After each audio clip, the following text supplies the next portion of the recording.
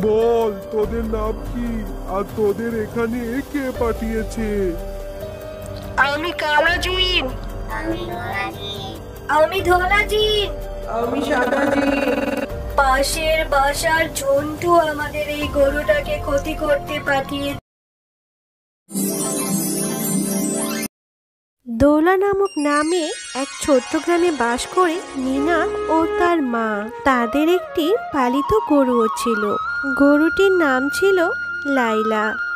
মিনা তার মায়ের সাথেই থাকতো। মিনাদের গরুটি প্রতিদিন যা দুধ দিত তা বিক্রি করে তাদের সংসারটা চলে যেত। মিনাদের বাড়ির পাশেই থাকতো ঝন্টু শিয়াল। তাদেরও একটি গরু ছিল যার নাম ছিল রূপালী।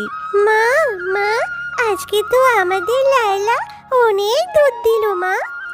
হ্যাঁ রে মা, তুই লাইলাকে ঘাস খাওয়া, আমি দুধগুলো বাজারে নিয়ে বিক্রি করে আসি।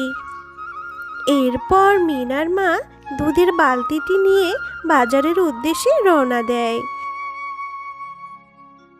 বউ, এখানে দাঁড়িয়ে না থেকে তাড়াতাড়ি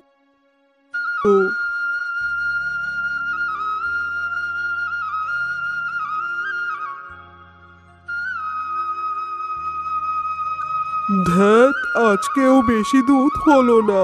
আমরা তো রূপালীকে কম খাওয়াচ্ছি না, তারপরও রূপালী এত কম দুধ দিচ্ছে কেন? ওগো, তুমি কথা বলে সময় নষ্ট না করে তুমি বরং এখনই বাজারে চলে যাও, দুধগুলো বিক্রি করে আসো। আসেন ভাই আসেন, আমার কাছে আসেন। সবাই শেফা শিয়ালিনীর কাছ থেকে দুধ কিনে নিল। কেউ ঝন্টু শিয়ালের কাছ থেকে দুধ নিতে চাইল না। ঝন্টু শিয়াল মনের দুঃখে বাড়ি চলে যায়। এ কি, তুমি আজও দুধ বিক্রি করতে পারলে না?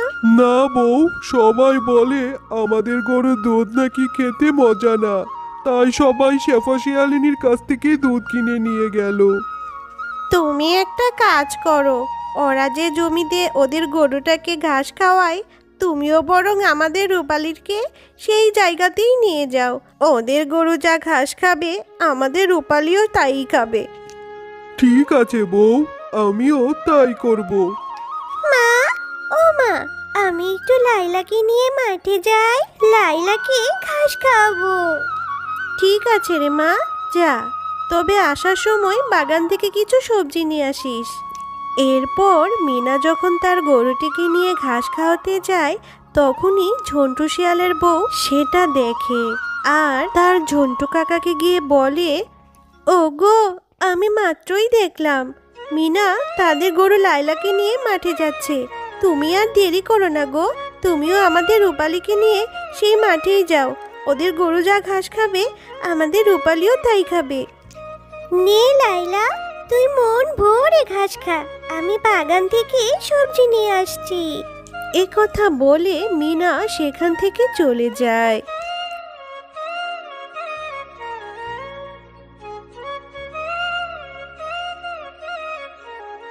এই রূপালী, তুই এই জমিতেই ঘাস খা, কালকে তোকে ওর থেকে বেশি দুধ দিতে হবে।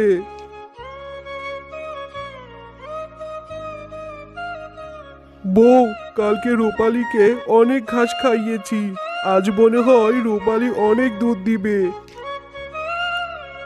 এ কি, দুধ তো সেই আগের মতোই অল্প হলো। আমাদেরই পোড়া কপাল, মনে হয় না আমাদের সংসারে আর কখনো উন্নতি হবে। কি যে করি বউ, তুমি আমাকে একটা বুদ্ধি দাও তো। তুমি শেফা শিয়ালিনীর সেই গরুটাকে কালা জাদু করো। কালা জাদু করব?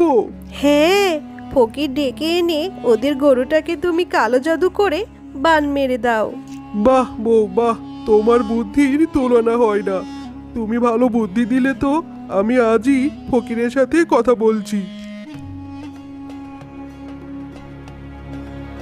তোরা কোনো চিন্তা করিস না রে বৎস, আমি ওদের গরুকে আমার জাদু শক্তির দ্বারা বান মেরে দিচ্ছি। কালা জিন, ধলা জিন, নোলা জিন, সব জিন মিলে যা, ওদের গরুটাকে বান মেরে দিয়া যা, সবাই ওই দিকে যা।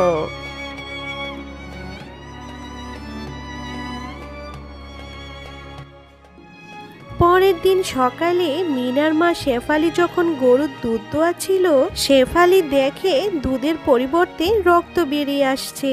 শেফালি অবাক হয়ে যায়। মা মিনা, মিনা কই তুই? তাড়াতাড়ি এদিকে আয় তো। কি হয়েছে মা, ডাকছো কেন? এ কি, দুধের ভিতরে রক্ত বালতিতে? হ্যাঁ রে মিনা, তুই লাইলাকে কি খাইয়েছিলি বলতো আমাকে? মা, আমি তো ওকে সবসময় যে জমিতে নিয়ে ঘাস খাওয়াই, আমি তো ওইখানেই নিয়ে ঘাস খাইয়েছিলাম। শোন মিনা, ব্যাপারটা একদম আমার কাছে ভালো লাগছে না। তুই তাড়াতাড়ি তোর ডাক্তার কাকুকে ডেকে আনতো। তারপর গরুর ডাক্তার এসে লাইলাকে ভালো করে দেখে বলে, এমন রক্ত আমি জীবনেও দেখি নাই।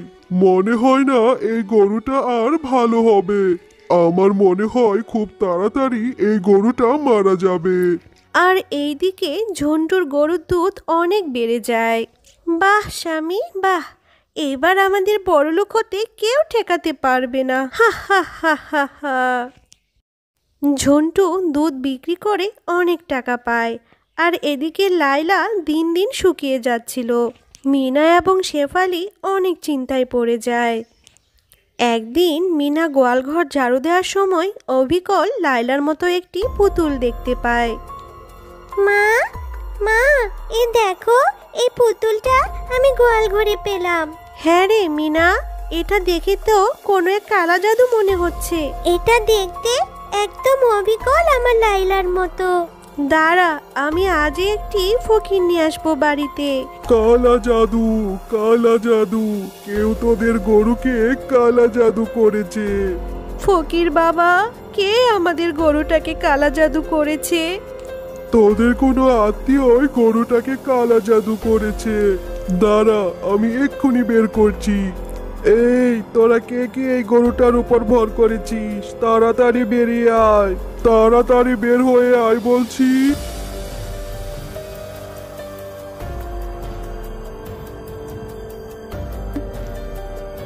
বল তোদের নাম কি, আর তোদের এখানে কে পাঠিয়েছে? আমি কালাজিন।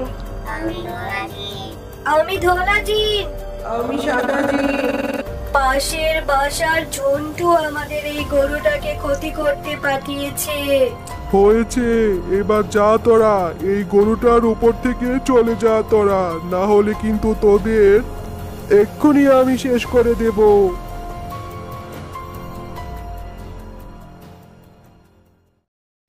পরের দিন মিনাদের গরু সেই আগের মতোই ভালো হয়ে যায়, আর সে আগের মতোই অনেক দুধ দিতে থাকে।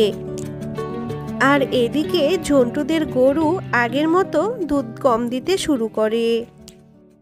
ওগো, আমার মনে হয় কি আমাদের করা কালা জাদু ওরা নষ্ট করে ফেলেছে। নষ্ট করুক, সমস্যা নেই, আমার মাথায় ভালো আরেকটি বুদ্ধি রয়েছে।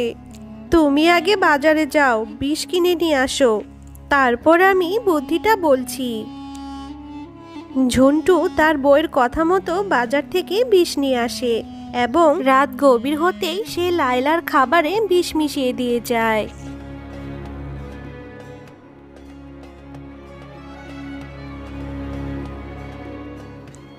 কি গো, কাজটা কি হলো তোমার? হ্যাঁ বউ, হয়েছে হয়েছে, কাজটা আমি ভালো মতোই করে এসেছি। এবার আমরা নিশ্চিন্তে ঘুমাতে পারবো। পরের দিন সকালবেলা রূপালীর অনেক ক্ষুধা পায়, তাই সে খাবার খোঁজার জন্য গোয়ালঘর থেকে বেরিয়ে পড়ে। সে মিনাদের বাড়ির দিকে যায় এবং মিনাদের গরুর খাবার দেওয়া সেই ঘাসগুলো দেখতে পেয়ে সেম ঘাসগুলো সব খেয়ে ফেলে, এবং সে বাড়িতে এসে ছটফট করতে করতে মাটিতে লুটিয়ে পড়ে। ঝন্টু ও ঝন্টুর বউ তাই দেখে তাড়াতাড়ি একজন ডাক্তারকে ডেকে নিয়ে আসে। আপনাদের গরু তো মারা গেছে, সে তো সকাল সকাল বিষযুক্ত ঘাস খেয়েছে মনে হয়।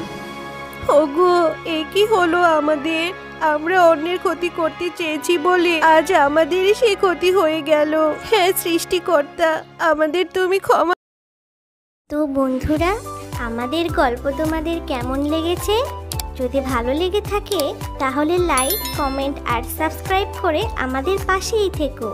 আর হ্যাঁ, বেল আইকন বেলটি অন করতে ভুলো না কিন্তু।